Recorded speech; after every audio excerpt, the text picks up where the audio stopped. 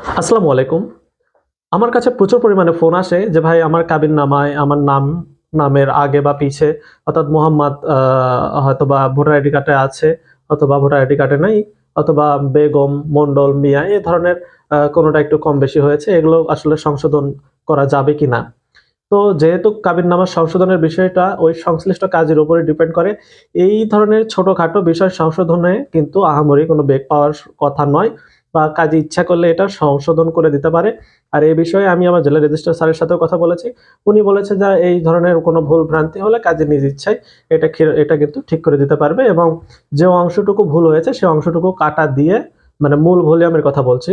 মূল ভলিউমে কাটা দিয়ে ওখানে একটা ইনিশিয়াল সিগনেচার আমি একটা পেজ দেখাচ্ছি। ঠিক এইভাবে উনি কাটা দিয়ে একটা ইনিশিয়াল সিগনেচার করে ওই জিনিসটা কিন্তু করে দিতে পারে।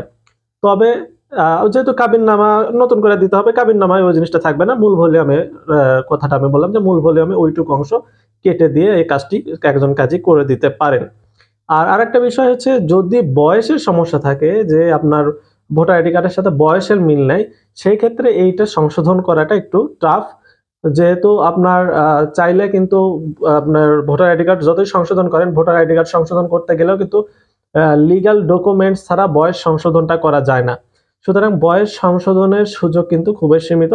তবে কেউ যদি লিগ্যাল ডকুমেন্টস অর্থাৎ সার্টিফিকেট তার শিক্ষা জাতীয় সার্টিফিকেট যদি এই ধরনের কোনো সার্টিফিকেট থাকে সেই ক্ষেত্রে এইটা জেলা রেজিস্ট্রার এবং কাজী সমন্বয়ে এটা মানে তারা সমন্বয় করে এই জিনিসটা সলিউশন করলেও করা যেতে পারে। এটা ক্ষেত্রে সুযোগ কিন্তু সীমিত।